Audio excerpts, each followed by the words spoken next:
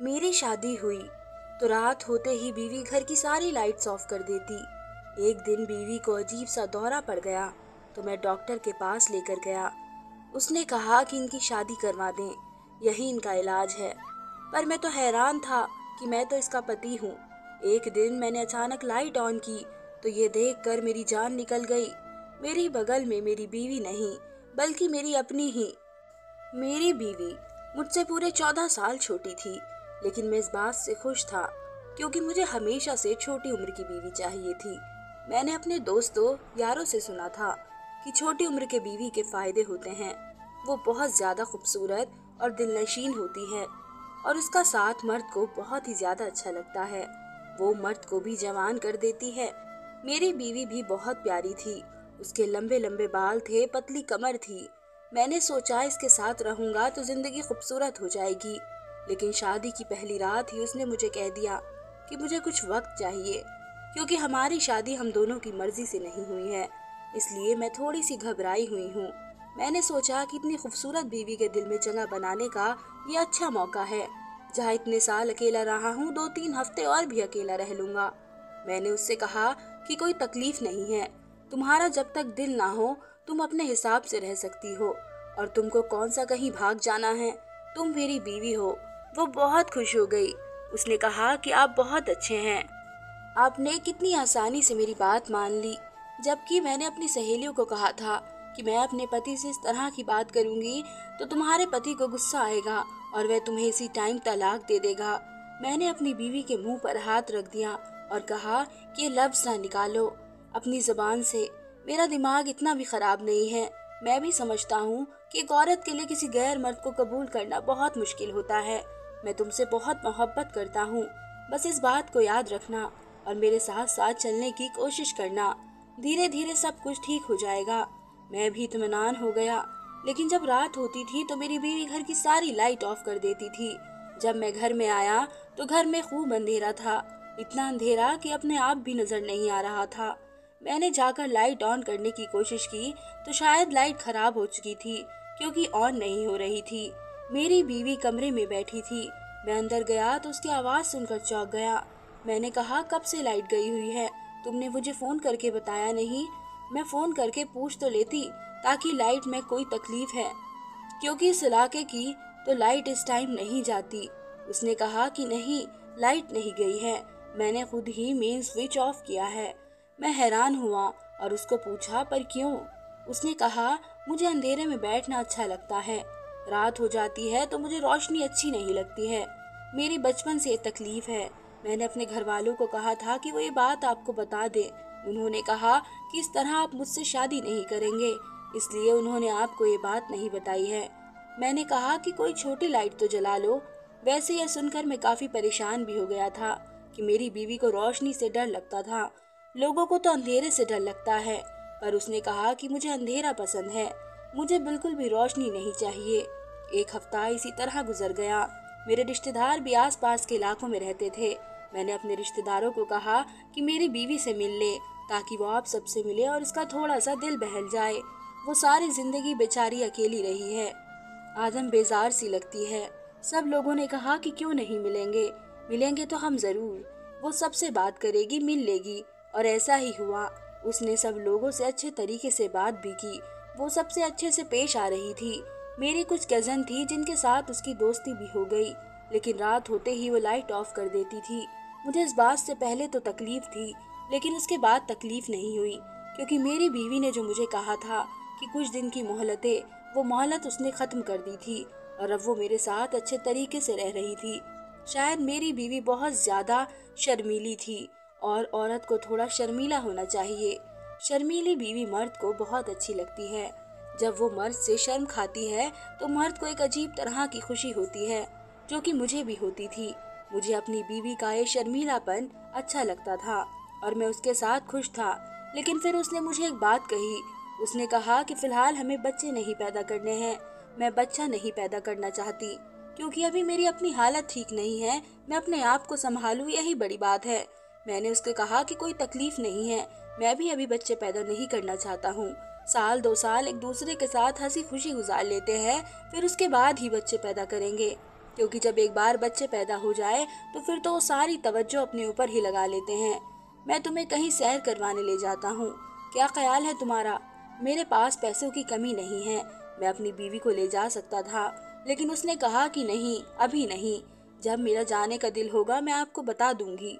मेरी बीवी थोड़ी अजीब सी थी, लेकिन बात मान लेती थी और बड़े प्यार से इंतजार करती थी कि अभी नहीं, बाद में करेंगे, ये काम अभी नहीं होगा, बच्चे पैदा नहीं करने, अभी मुझे डर लग रहा है। इस तरह की बातें वो बहुत प्यार और सुकून से किया करती थी। और अगर इतने प्यार और सुकून से कोई आपके साथ बात करे तो इंसान उसकी बात टाल नहीं सकता है। मैं भी टाल नहीं पाता था। इस तरह वो मुझसे अपनी सारी बातें मनवा लेती थी। एक बार वो किसी रिश्तेदार के घर दावत पर गई, पर मैं नहीं जा सकता था क्योंकि मुझे ऑफिस में काम था। वापस आया तो उन्हें लोगों की बातें कर रही थी। फिर कहने लगी कि ये निम्रा कौन है। मैंने कहा कि मेरी कजिन है, तुम क्यों पूछ रही हो? तो बीवी ने कहा कि मैंने सुना है कि वो आपसे बहुत मोहब्बत करती थी और आपसे शादी करना चाहती थी, फिर आपने उससे शादी क्यों नहीं की? मैंने अपनी बीवी से कहा कि तुम्हें ये बात किसने बताई है? ये बात तो जरूर किसी ऐसे शख्स ने बताई थी जो हमारे बीच लड़ाई करवाना चाहता था, क्योंकि ये बात तो बहुत पुरानी हो चुकी थी। मेरी बीवी ने कहा कि मुझे किसी ने बताई है। आपने मुझे ये नहीं बताया कि आपकी उसके साथ मंगनी हुई थी और फिर आपने उसको छोड़कर मुझसे शादी कर ली। तो मैंने अपनी बीवी को सामने बिठाया और कहा कि देखो, अब तुम मेरी बीवी हो और अब तुम ही मेरा सब कुछ हो। हर इंसान का एक अतीत होता है, वो मेरा अतीत थी। दरअसल मैं 18 साल का था, तब से उसे बहुत ज्यादा पसंद करता था। 5 साल हमारी मंगनी रही। उसके बाद शादी की बारी आई तो मुझे शादी से पहले पता चला कि उसका किसी और के साथ चक्कर है, और एक नहीं बल्कि बहुत सारे लोगों के साथ है। उसने तो सारे मोहल्ले के लड़कों के साथ दोस्ती यारी कर रखी है। कभी कोई उसके घर चॉकलेट भेजता है, कभी कोई उसके लिए फूल भेजता है। उसकी जरूरत की चीजें वो लोगों से लेती है जिसके साथ उसने दोस्ती की हुई होती है। अब तुम ही बताओ, ऐसी औरत के साथ मैं कैसे जिंदगी गुजार सकता था? मैंने मंगनी तोड़ने की बात की तो सारा खानदान ही मुझे बुरा भला कहने लगा और कहा कि इसके साथ गलत कर रहे हो। वो भी सबके सामने बड़े तेज तेज से रो रही थी कि जैसे मैं उस पर बड़ा जुल्म कर रहा हूँ, लेकिन मुझे उसकी सच्चाई पता थी। मेरी बीवी ने कहा कि कहीं आपको कोई गलत फहमी तो नहीं हुई थी, कहीं आपने सच में तो नहीं उसका दिल तोड़ दिया? तो मैंने उससे कहा कि नहीं, बिल्कुल भी गलत फहमी नहीं हुई थी। मुझे बकायदा सबूत मिले थे जो कि मुझे मेरे एक रिश्तेदार ने ही इकट्ठे करके दिए थे। मेरी बीवी ने कहा कि अब वो कहाँ रहती है, क्योंकि मैंने तो उसको शादी में भी नहीं देखा और हम जिन जिन घरों में गए हैं हमारी उसके साथ कोई मुलाकात नहीं हुई। तो अपनी बीवी को कहा कि उसके साथ तुम्हारी मुलाकात नहीं हुई होगी क्योंकि वो लोग कभी भी तुम्हारी दावत नहीं करेंगे और उनका घर यहाँ से काफी दूर है। मुझे वो लड़की बिल्कुल भी अच्छी नहीं लगती। मेरी बीवी ने कहा कि हाँ, पहले उसी से आपको इतनी मोहब्बत थी कि आप उसके लिए बिल्कुल पागल थे, और अब आप कहते हैं कि मुझे वो अच्छी ही नहीं लगती। पहली मोहब्बत तो पहली ही होती है। मैंने अपनी बीवी की बातें सुनी तो मैं थोड़ा सा चिढ़ गया, क्योंकि पहले ही वो गड़े मुर्दे उखाड़ रही थी। मैंने उससे कहा कि देखो, जो कुछ भी था वो अपनी दुनिया में मसरूफ हो गई होगी। उसकी शादी हुई या नहीं मुझे नहीं पता, मैं उसका नाम भी इस घर में नहीं सुनना चाहता। तुम मेरी बीवी हो। बीवी से इंसान मोहब्बत करे या ना करे, बीवी पर उसका हक ही रहता है और वो उसी की होती है। सर से लेकर पाँव तक उसके साथ ही उसकी सारी जिंदगी गुजारनी होती है। तुम मेरी बीवी हो और मुझे तुम्हारे साथ रहना है, इसलिए इस तरह की बातें ना किया करो। अच्छी भरी जिंदगी जी रही है हमारी, तुम इस तरह के लोगों की बातों में आती क्यों हो? लोग तो यही चाहते हैं कि हम अलग हो जाए। मेरी बीवी ने कहा कि वो दोबारा इस बारे पर बात नहीं करेगी और उस लड़की का नाम भी नहीं लेगी। मेरी बीवी कमरे से जाने लगी। मैंने कहा कि जाकर खाना लगाओ, फिजूल की बातें मत किया करो। तो जाते जाते वो वापस पलट आई और कहने लगी, अगर ऐसा मेरा कोई अतीत होता तो क्या आप मुझे माफ कर देते? मैंने एक गहरी सांस ली और कहा कि मर्द में इतनी हिम्मत नहीं होती है। हमारे लिए औरतों का अतीत माफ करना आसान नहीं होता, लेकिन फिर भी मैं कोई ना कोई गुंजाइश निकाल लेता, क्योंकि तुम मुझे बहुत अच्छी लगती हो और गलती किसी से भी हो सकती है। मैंने अपनी बीवी की बातों को ज्यादा संजीदा नहीं लिया। उसने मुझसे सीधा सवाल किया था, मैंने उसका सीधा सा जवाब दे दिया। ये बहस हमारी यहीं पर खत्म हो गई, लेकिन उसी रात कुछ बहुत अजीब हुआ। रात को वैसे तो मुझे मेरी बीवी नजर ही नहीं आती थी, लेकिन घर में काफी हलचल की आवाज आई। मेरी बीवी ने कहा कि वह बिल्कुल ठीक है और सो गई, लेकिन जैसे ही सुबह की रोशनी फैली मेरी बीवी को एक अजीब तरह का दौरा पड़ गया। वो अजीब व गरीब किस्म की हरकतें कर रही थी। ऐसा लगता था कि उसके गले के अंदर कोई चीज फंस गई है जो उसको सांस नहीं लेने दे रही है। उसने एक हाथ अपने गले पर रखा हुआ था। वह मदद के लिए मुझे पुकार रही थी। मैं तो बहुत ज्यादा घबरा गया और उसको डॉक्टर के पास लेकर भागा। सुबह का वक्त था। हमारे मोहल्ले में एक इमरजेंसी थी। वहाँ पर इस टाइम डॉक्टर और एक लड़की मौजूद थी। डॉक्टर ने उसको चेक किया। डॉक्टर से भी वो संभाली नहीं जा रही थी। रास्ते में उसे किसी तरह में लेके गया। मैं नहीं जानता था, डॉक्टर ने उसे नींद की दवाई दे दी। मेरी बीवी सुकून से सो गई। मैं डॉक्टर के सामने बैठा था। मेरी बीवी ने हॉस्पिटल में भी बहुत ही तमाशा बनाया हुआ था। मैंने कहा, क्या हो गया है इसको? ये तो किसी किस्म का दौरा लगता था, लेकिन ये तो बिल्कुल अच्छी भली थी और सब कुछ बिल्कुल ठीक था। डॉक्टर ने कहा कि ये दौरा था। इस बीमारी को हिस्टीरिया कहते हैं, जो कि आजकल नौजवान लड़कियों में बहुत ज्यादा होती है, इसलिए इनको भी यही हो गई है। आप इनकी शादी करवा दें तो ये बिल्कुल ठीक हो जाएंगी। डॉक्टर ने शायद मुझे मेरी बीवी का भाई समझ लिया था, क्योंकि हमारी उम्र में 14 साल का फर्क था और शायद मेरी बीवी को वो बिन शादीशुदा समझ रहा था। उसने कहा कि ये दौरा उन लड़कियों के पड़ता है जिनकी शादी नहीं हुई होती। इनकी शादी करवा दें तो ये बिल्कुल ठीक हो जाएगी। मैं हैरान और परेशान रह गया। मैंने कहा कि डॉक्टर, आपको यकीन है ये वही बीमारी थी जिसकी आप बात कर रहे हैं? डॉक्टर ने कहा कि जी बिल्कुल, ये वही बीमारी थी और आजकल तो ये बहुत ज्यादा हो रही है। मैंने डॉक्टर को कहा कि मैं ही इनका पति हूँ और ये मेरी बीवी है। हम लोग 5 महीने से अच्छी जिंदगी गुजार रहे हैं। डॉक्टर हैरान हो गया। मैंने उसको कहा कि आप तो कह रहे थे कुंवारी लड़कियों को ये बीमारी होती है, लेकिन ये तो कुंवारी नहीं है। तो वो हैरान होकर कहने लगा जैसे उसकी बेइज्जती हो गई हो।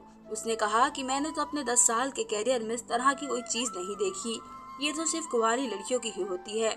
मैंने डॉक्टर से कहा कि फिर आपको शायद थोड़े अच्छे से प्रैक्टिस की जरूरत है। मैंने तो अपने दिल में ये सोच लिया था कि डॉक्टर ही फिजूल है, इसको कुछ पता ही नहीं है, ऐसे ही अंदाजा लगा रहा है। मेरी बीवी को नींद का इंजेक्शन लगा दिया। मैं अपनी बीवी को घर ले आया। वो घर आकर भी सुकून से सो रही थी और शाम तक सोती रही।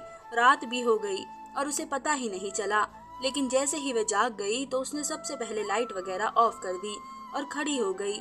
मैंने उससे कहा कि तुम्हारी तबीयत खराब है, तुम आराम करो। उसने कहा, नहीं, मुझे काम है, सुबह से मैं ऐसी पड़ी हुई हूँ, कोई काम नहीं हुआ होगा। मेरी बीवी ने अजीब सी हरकतें शुरू कर दी।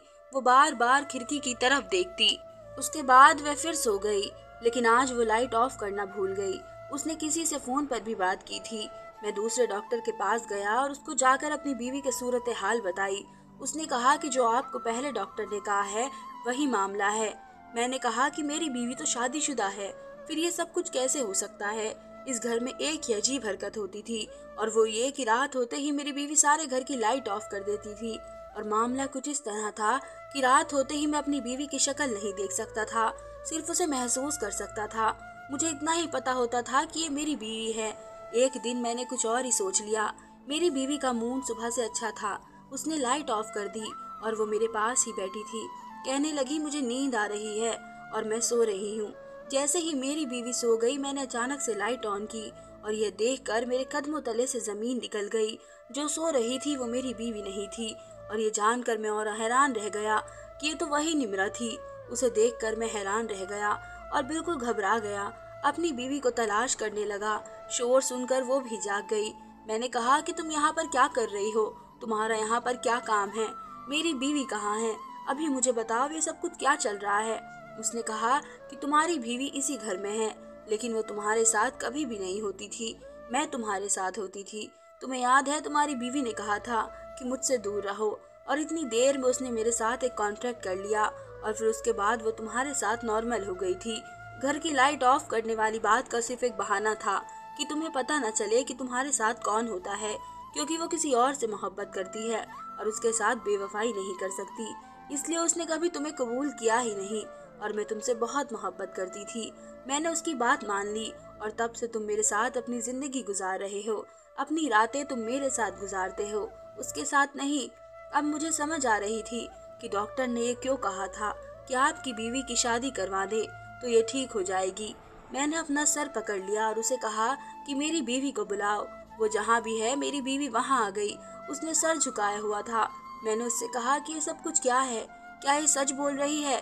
तो मेरी बीवी ने कहा कि हाँ, ये सच बोल रही है। मेरे माँ बाप ने जबरदस्ती मेरी शादी आपसे करवा दी। मैं शादी नहीं करना चाहती थी आपसे, और मेरी उम्र में भी आपके साथ 15 साल का फर्क है। मेरी बीवी ने मुझे किस मकाम पर लाकर खड़ा कर दिया था। मुझे गुस्सा तो बहुत आया था, लेकिन गुस्सा करने से क्या हो सकता था। फिर वो कहने लगी कि मुझे छोड़ दें और मैं यहाँ से चली जाऊंगी, और आपकी मर्जी है, आपको इससे शादी करनी है तो आप कर लें, यह आपकी मोहब्बत है। मैंने अपनी बीवी से कहा कि मैं तुमसे मोहब्बत करता हूँ, मेरा क्या होगा। मेरी बीवी ने कोई जवाब नहीं दिया। उसने कहा कि मैं कुछ नहीं कर सकती, मैं किसी और से मोहब्बत करती हूँ, लेकिन उस शख्स ने भी दूसरी शादी कर ली। मैं किसी से शादी नहीं करना चाहती, मैं सारी जिंदगी उसी की यादों में गुजार दूंगी। निम्रा ने भी कहा कि मैं तुम्हारे बगैर नहीं रह सकती, और अब तो तुम्हारा हमारा ताल्लुक भी बन चुका है। मैंने अपनी बीवी को तलाक नहीं दी, लेकिन उसे उसके घर भेज दिया, और निम्रा को भी कहा कि वो मुझे अपनी शक्ल न दिखाए। और 2 महीने बाद मैंने एक फैसला किया। उन दोनों को उस बात पर मना लिया, और वो भी मान गई। किस तरह मनाया ये बड़ी लंबी कहानी है, लेकिन किसी न किसी तरह मना लिया था, क्योंकि निम्रा के पास भी कोई और ऑप्शन नहीं था, और मेरी बीवी के पास भी। वह जिससे मोहब्बत करती थी उसने शादी कर ली थी। अगर मेरी बीवी को मैं छोड़ देता तो उस पर तलाक का धब्बा लग जाता, और निम्रा से मैंने वैसे भी शादी कर ली, और अब मेरी 2 बीवियां हैं। एक मेरी अपनी बीवी और एक निम्रा है, जो कि मेरे साथ ही रहती है। मेरे घर में उन्हें एक दूसरे से कोई तकलीफ नहीं है। एक दूसरे से मसला होगा भी कैसे, जब एक दूसरे के साथ मिलकर इतना बड़ा प्लान बनाकर उसे कामयाब कर सकती हैं, तो क्या साथ नहीं रह सकती। पर यह बात काफी अजीब है कि मेरी किस्मत भी कैसी थी। मुझे मेरी पहली मोहब्बत भी वापस मिल गई, और मेरी बीवी भी मेरे साथ रहती है। हमारी जिंदगी बेहतर जा रही है। हम लोग अपने अपने रिश्ते का लिहाज रखते हैं, और एक दूसरे के साथ अच्छे तरीके से रह रहे हैं। लेकिन जो मेरी बीवी ने किया वो बहुत गलत था, और सबसे ज्यादा गलती तो निम्रा ने की थी, जो ये सब कुछ करने के लिए मान गई। उसे सजा देनी चाहिए थी, लेकिन मैं उसे इतनी बड़ी सजा नहीं दे सकता। अगर मैं उसे छोड़ देता और किसी को पता चलता है कि वो ऐसे किसी गैर मर्द के साथ जिंदगी गुजारती रही है, तो ये मामला उसको खा जाता। बस मैंने उन दोनों औरतों को संभाल लिया, बेवकूफ समझकर, क्योंकि उन्होंने बहुत ही बड़ी बेवकूफ़ी की थी। बहुत ही खतरनाक हाल थी। निम्रा बहुत रो रही थी, कहती थी कि मुझसे गलती हो गई, मेरी जिंदगी तबाह बर्बाद हो गई, लोग तो मुझे वैसे ही बदनाम कर चुके हैं।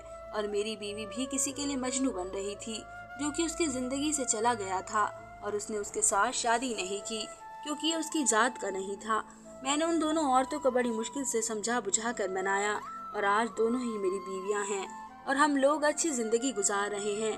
खुदा का शुक्र है, निम्रा के पास औलाद भी आने वाली है, जो कि मेरी ही औलाद है। धन्यवाद दोस्तों।